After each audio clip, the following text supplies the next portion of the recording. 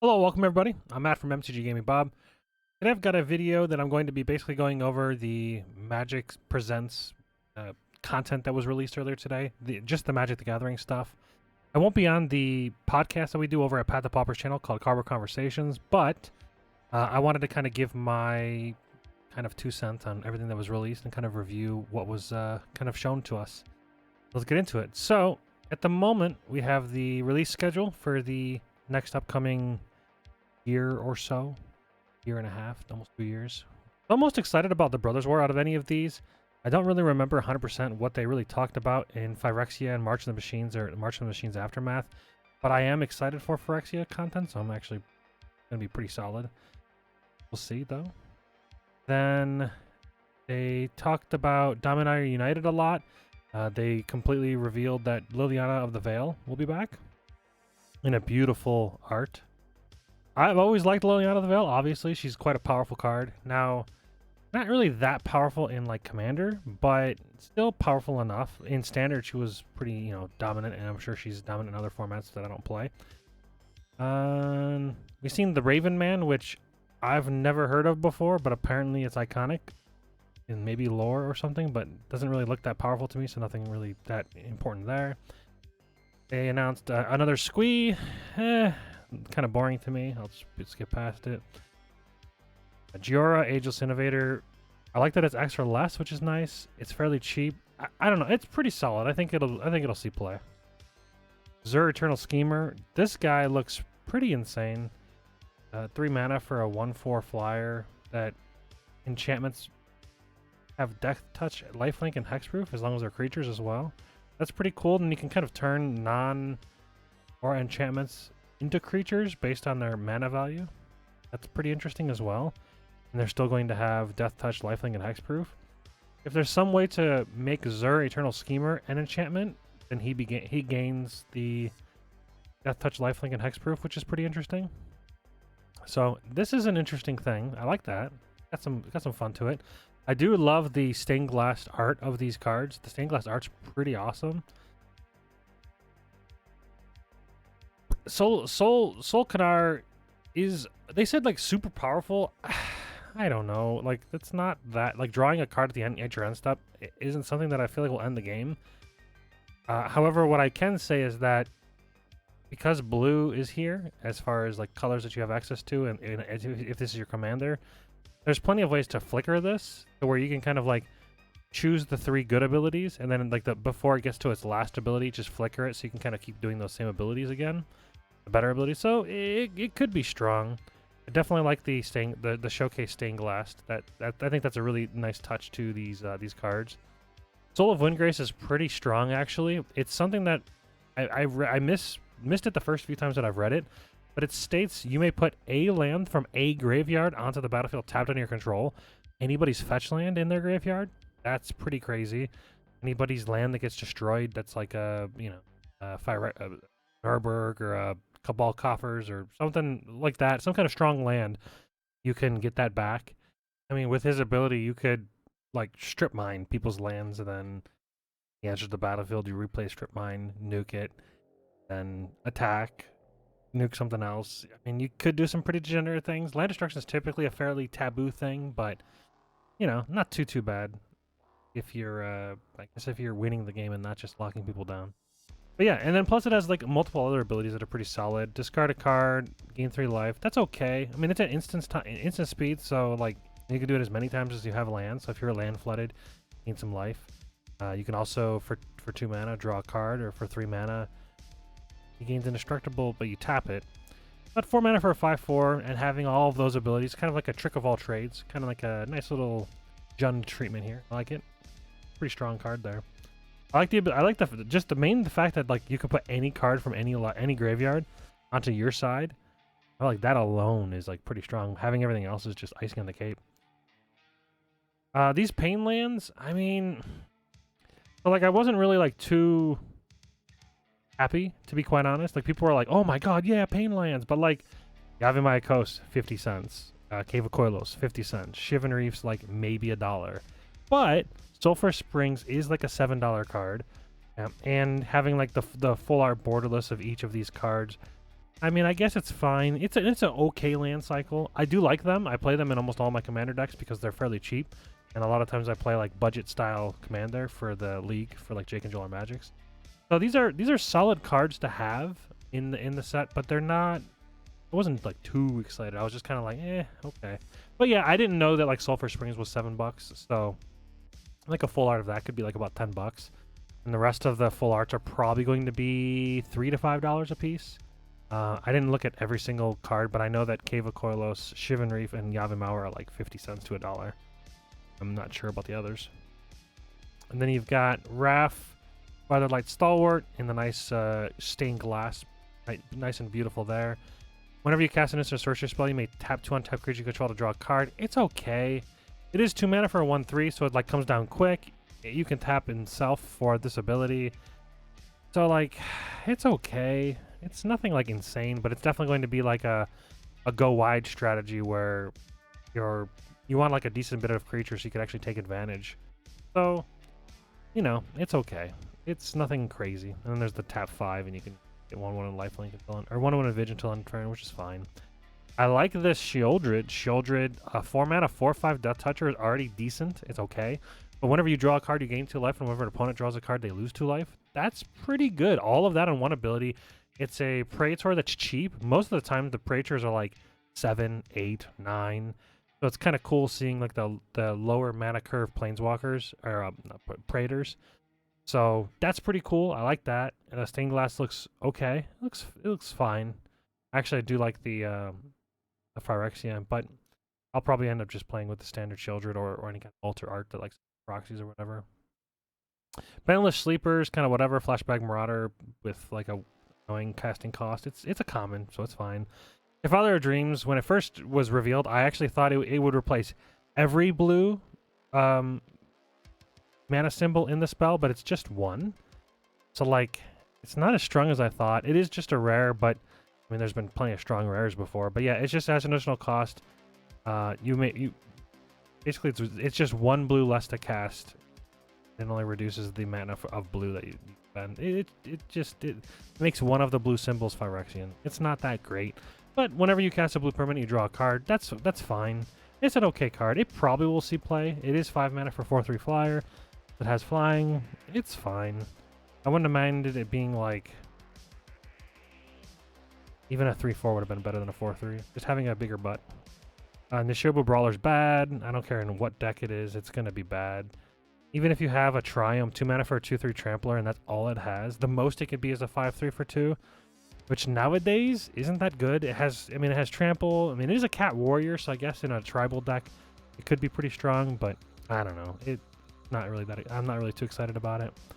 Archangel of Wrath is pretty decent. It's kind of expensive. If you pay for all of it, it's 6 mana for a 3/4 flyer lifelinker that can ping 2 targets for 2 or 1 target for 4, and you gain that much life. Like, it has a lot of things on it, but how impactful is it really going to be? In an Angel tribal deck, I guess you'd have to be in black, white, red. In an Angel tribal deck, there are good colors for it. I could see this being pretty decent because it's going to be cheaper to cast it, and it's going to be you're going to be gaining other things as you cast it because it's an Angel, and in a tribal deck, obviously, you get more benefits than just the actual card itself. But like, just to like a random card, I don't think it's going to be a staple in like any deck, like any random deck. It's going to have some synergy along with it. In Standard, I don't know. I don't play Standard anymore, so I really can't. I don't think it'd be anything in Modern. The phasing of Zolfer, 4 mana, and you can phase 2 things if you got to kind of go through the Standard Saga. Phase 2 things of yours that stay phased as long as you don't have this on the field, and then once it goes off, you get those things back. And the third part of the saga is destroy all creatures you control, or destroy all creatures. It'd be horrible for those all creatures you control. Destroy all creatures. For each creature destroy this way, you get a 2/2 Phyrexian black token. And what's interesting about this is it has a new mechanic called Read Ahead. Basically means that you can start the saga anywhere on the chart from the get-go. So if you want to just pay 4 mana to destroy all creatures, and then they all get 2/2 black Phyrexian creatures, you can do that. And having a Wrath of God in just straight mono blue I mean, a lot of times you don't really give a crap. Like the 2/2s, who cares? Like most of the time you're gonna wipe the board because there's a lot of like things happening, like a lot of synergy. Like maybe you're playing against a landfall deck and they have a bunch of like Azuzas and like the things that give them a bunch of draw or play additional lands, and you're able to just wipe the field, like a bunch of mass amounts of tokens, whatever. You can just wipe the field. It's basically like a Curse of the Swine, but instead of exiles, it's destroyed and it's cheaper. So, and I guess it's just a board wipe for blue. It's basically it's pretty good for 4. Guardian of New Banalia is basically like banding. It's like easier to understand banding. You're able to just whenever something with enlist attacks. Enlist is like the new keyword. And you're able to tap creatures to add its power to whatever has enlist, but it can't do it if it has summoning sickness, and they can't be attacking as well. So like even if it has vigilance, you still can't attack, or still can't tap it to add its power, which is nice because it would have been pretty insane otherwise. But the ability to scry 2 every time you attack, you're able to pump it up pretty decent amounts, and you're able to discard a card and give it indestructible. All of these things are pretty solid on a 2 mana 2/2, and it is a human soldier, so I could see this going in a lot of human soldier decks. Or tribal decks, human or soldier, or tokens, whatever. It has no evasion, but either way. You've got the Ajani Sleeper Agent. This guy is interesting. I think it's pretty decent. So it's 4 mana for a 4 loyalty planeswalker, or 3 mana for a 2 loyalty planeswalker, as you have the completed symbol, meaning that you can choose to pay the Phyrexian life cost, and it'll come in with 2 fewer loyalty counters on it. So for +1, you can reveal the top card of your library. If it's a creature card or a planeswalker card, you put it into your hand. Otherwise, you may put it on the bottom of your library. So sort of a scry for a creature planeswalker. And the -3 is distribute 3 +1 counters among 3 target creatures you control. I guess it can be any creatures. They gain vigilance until end of turn. And -6, you get an emblem with whenever you cast a creature or planeswalker spell, target opponent gets 2 poison counters. This card is interesting. It could go into like an Atraxa deck pretty easily. I could see myself replacing some of the Ajani, like one of the Ajanis that I have in there for this. This card does very similar things to the one Ajani. The one that has the ultimate that is like gain 100 life.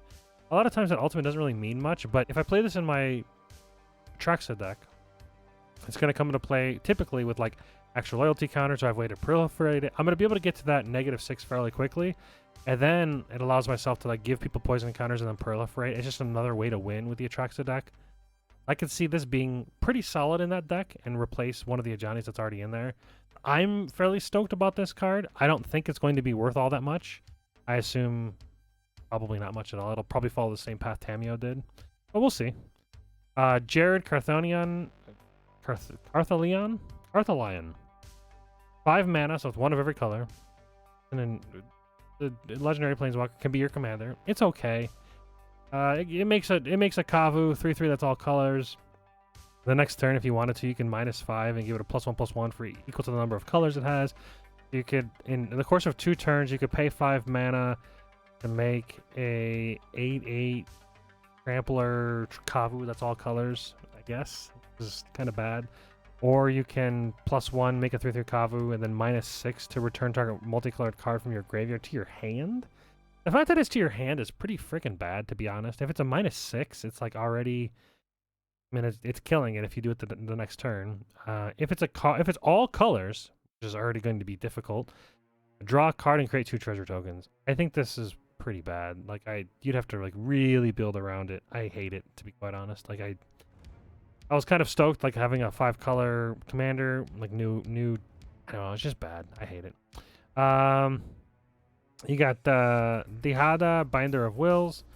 So up to 1, if you pay the +2, up to 1 target creature, legendary creature specifically, gains vigilance, lifelink, and indestructible until your next turn. That's pretty decent. If you have any legendary creature, it's going to block for her, so it's got decent protection built in. 4 mana for a 5 loyalty planeswalker is pretty solid as well. It goes up to 7 the first turn that you cast it. You can also -3 reveal the top 4 cards of your library, put any number of legendary cards from among them into your hand, and put the rest into your graveyard. and you create a treasure token for each card that's put into the graveyard this way. I like this ability. It's in white-black, which has a pretty decent amount of graveyard recursion. The -11, gain control of all non-land permanents until end of turn. Untap them, they gain haste until end of turn. That's pretty solid as well. Getting to -11 isn't terribly hard in these colors, I would say. I mean, you're going to probably be doing those things anyways. Like in the red-white, you're like taking control and black and sacking things. So I think this is a pretty solid card. I don't know if it's a great commander, but I definitely could see it being in the 99 of stuff. I'm not opposed to it being my commander as well. I think it's pretty fun, I would say. Stang, Echo Warrior. A pretty cool card. It's in colors that don't really get to see tribal enchantments that much. And I can see this definitely being a commander that you would want in a tribal enchantment deck, or a deck rather, where you're like kind of, you know, Tron up your Stang and then it duplicates. And it's attacked and attacking with all of those. And that's pretty good. And notably, it's tapped and attacking. It doesn't say that single player. So if this guy's super juiced up with a bunch of enchantments, you could or an equipment as well, by the way. You could actually swing with him, and then his twin can go to somebody else. And if he's strong enough, and he's got like the equipment being a copy as well. Now that I'm thinking about it, there's plenty of equipments that like have other abilities on them that you could like duplicating would be, you know, pretty badass. So that's I think this could be pretty darn fun. He's pretty strong and he's cheap. 4 mana for a 3/4. I mean, even if you have nothing equipped to him, it's still every time you attack with it becomes another 3/4 token that just tapped and attacking. So I think it's pretty solid actually. You've got Savitri, Dragon Master. I was pretty hyped about this until like it obviously needs to be. Reading the first ability was great. It has to be in a dragon deck though, unfortunately. So it's 4 mana for 4 loyalty. Until your next turn, creatures can't attack you or planeswalkers you control unless their controller pays 2 life for each of those creatures. So when it comes out, you +1, it goes to +5. The minus ability, if you're not playing like a dragon deck, if you don't have any dragons, it's really bad. But if you're not playing a lot of dragons, it's kind of bad too. Search your library for a dragon card, reveal it, put it into your hand, then shuffle. We've got a tutor on it. You could use right away. -7, destroy all non-dragons. So like that first ability, I was like excited about that for like my Atraxa deck, kind of making it like less appetizing to attack me. But I'm not gonna want to play just for the plus ability. Like obviously the other 2 abilities do nothing. But in a dragon-centric deck, there are a decent number of blue-black dragons. But I don't think that this would be a decent enough commander just to be straight up blue-black dragons. There's not a ton. I mean, there are a decent number of them, but I don't know if you could go like full-on dragon tribal with just blue-black, but it depends. Another thing they announced was Dominaria Remastered. Basically, it's going to be, I mean, they seem like they're kind of using the remastered, old bordered kind of style cards is what I guess, you know, kind of like the Time Spiral Remastered. So this will be Dominaria Remastered. Looks like this is going to be January 13th. One of the cards that they announced was Force of Will. That's a pretty baller card to have as like full art. You could also even get in the retro border frame as well. If you got Arboria, which I've never used, I don't know if this card's worth money or not. I've never seen a commander deck use it at all. There was a little bit more information about the Brothers War, just kind of giving an official release date as of November 18th. Which is, like I said, it's one of the sets that I'm actually most excited for. Promo cards that they're going to get with Brothers War, which is going to be Wall of Roots, Wood Elves, and Windfall. Windfall is pretty solid. I like Windfall. It's like a $5 card, but a promo version could be decent enough with, you know, it's got a old school border and whatnot, so kind of retro. And then the Lord of the Rings, they talked a little bit about that.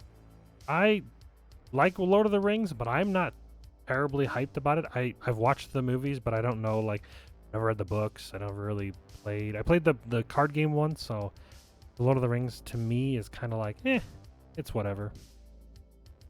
But they got, they got some Lord of the Rings stuff. They got Frodo, and they've got, I don't remember his name. The Wizard Man. Gandalf, that's the guy. They've got Gandalf, and looks to be like hordes of monsters fighting each other, orcs and stuff. So yeah, the Warhammer 40K stuff was announced. Well, some stuff they basically looks like they're going to be different arts for the cards in each different commander deck.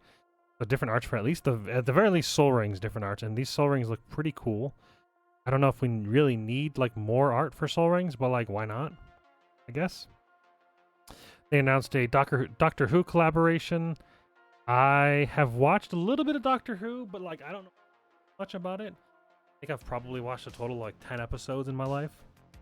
It's not something that I'm like super excited about, but it exists. So there you go. If you're a Doctor Who fan, badass.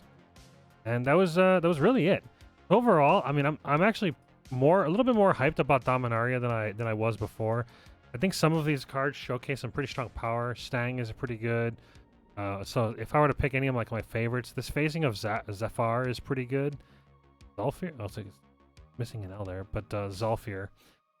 It's a pretty solid destruction spell especially in mono blue. I'll definitely be putting it in some of my decks if it's cheap enough for like budget decks.